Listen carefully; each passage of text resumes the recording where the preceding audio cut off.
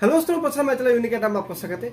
देखिए, अभी काफ़ी सारा फ्रेंड यूपीआई को यूज़ कर रहे हैं। तो वहाँ पे कुछ दिन पहले 1 अप्रैल से एक न्यूज आया था कि यूपीआई ट्रांजेक्शन पे कुछ चार्जेस देना पड़ेगा। तो एक्चुअली अभी तक क्लियर, काफ़ी सारा फ्रेंड क्लियर नहीं है अभी तक कि एक्चुअली चार्जेस किसको देना पड़ेगा और कितना चार्जेस देना पड़ेगा और कौन कौन सा ट्रांजेक्शन पे आपको यूपीआई चार्जेस देना पड़ेगा।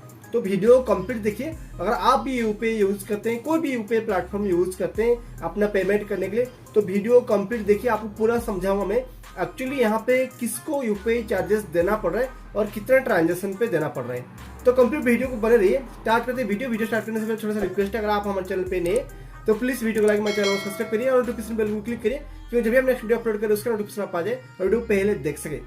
देखिए, ऐसा होता है कि काफी सारा फ्रेंड तो यूपीआई ट्रांजेक्शन करते हैं। यूपीआई बहुत सारे अभी यूज हो रहे हैं, 99% अभी यूपीआई का यूज कर रहे हैं। तो यहाँ पे चार्जेस किसको देना पड़ेगा पूरा मैं आपको समझाता हूँ इजीली। देखिए, आपको ट्रांजेक्शन कितना तरह का होता है पहले ये समझ लेते हैं। एक तो P2P यानी पर्सन टू पर्सन ट्रांजेक्शन होता है, एक तो P2M यानी पर्सन टू मर्चेंट ट्रांजेक्शन होता है। और यहाँ पे अमाउंट जैसे कि bank, normal bank to normal bank account एक पेमेंट होता है और एक होता है पीपीआई टू बैंक अकाउंट एक ट्रांजेक्शन होता है। अच्छा, ये पीपीआई टू बैंक अकाउंट क्या होता है?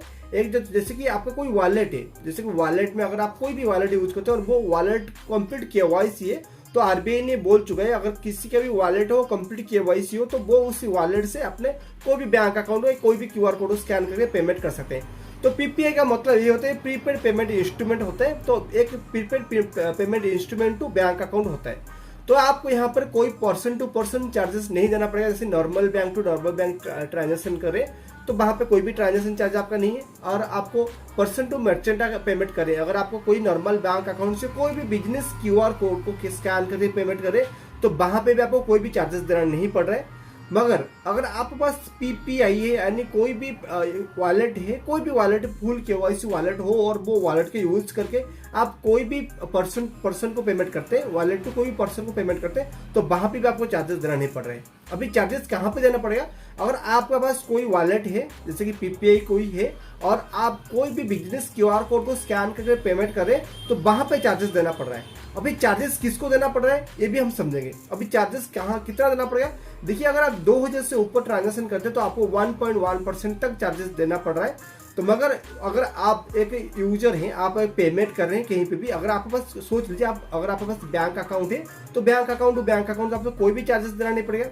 अगर आपके पास कोई बैंक अकाउंट है और आप कोई भी क्यूआर कोड को स्कैन कर रहे हैं, कोई भी बिजनेस क्यूआर कोड को स्कैन करके पेमेंट कर रहे हैं तो वहां पे भी आपको कोई चार्जेस देने नहीं पड़ रहा है। अगर आपके पास कोई भी पीपीआई है यानी प्रीपेड पेमेंट इंस्ट्रूमेंट यानी वॉलेट है और आप जा रहे हैं कहीं पे किसी के पास भी और उसका जो बिजनेस क्यूआर कोड में उसके पास बिजनेस क्यूआर कोड है, आप उसी बिजनेस क्यूआर कोड स्कैन कर रहे पेमेंट कर रहे हैं और 2000 के ऊपर स्कैन करके पेमेंट कर रहे हैं आपकी वॉलेट से, तो वहां पे चार्जेस देना पड़ रहे हैं। अभी चार्जेस किसको देना पड़ेगा? देखिए, अगर आप पेमेंट करें तो आपको कोई भी चार्जेस देना नहीं पड़ रहे।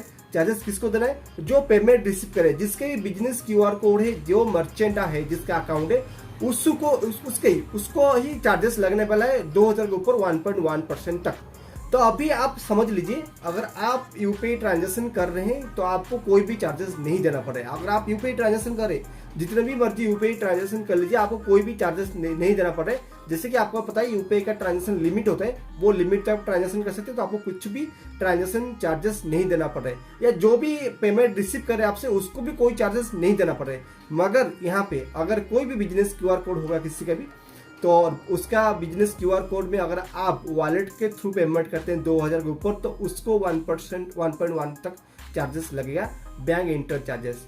तो यहाँ पर नुकसान किसका हो रहा है? जो भी दुकानदार है जिसके पास बिजनेस क्यूआर कोड है उनका ही नुकसान है, क्योंकि उनको पता ही नहीं कि कोई भी पेमेंट करे तो उसको थोड़ी ना वो पूछेंगे कि भाई आप बैंक से पेमेंट करें ना कोई वॉलेट से पेमेंट करें। बैंक से पेमेंट करें तो सही है, वॉलेट से पेमेंट करें तो उनको चार्जेस लग रहे हैं। तो नुकसान दुकानदार का है। अभी जो भी शॉप वाले हैं, जो भी जिसका पास बिजनेस क्यूआर कोड है, उनका ही नुकसान है और ये बिल्कुल प्रूव हो चुका है। हम एक ट्रायल कहते हैं, मुझे काफी सारा फ्रेंड कमेंट बॉक्स में कमेंट करके ही बताएं कि भाई पेटीएम पोस्टपेड से हम पेटीएम का बिजनेस क्यूआर कोड में स्कैन करके पेमेंट किए थे तो वहां पे हमको चार्जेस लग गया।